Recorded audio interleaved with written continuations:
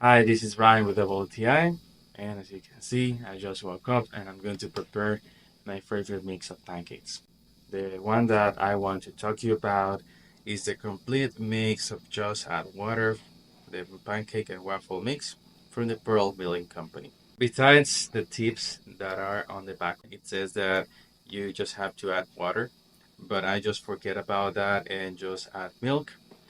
So the reason I really liked this mix is because this was the first mix that I tasted when I was a child.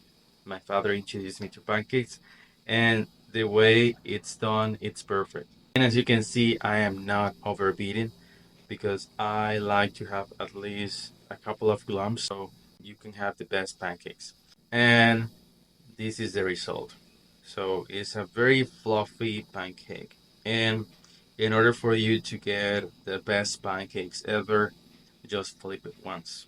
If you flip it more than once, it's going to be like a piece of bread and it's not going to be pancakes. It's just not feeling as pancakes.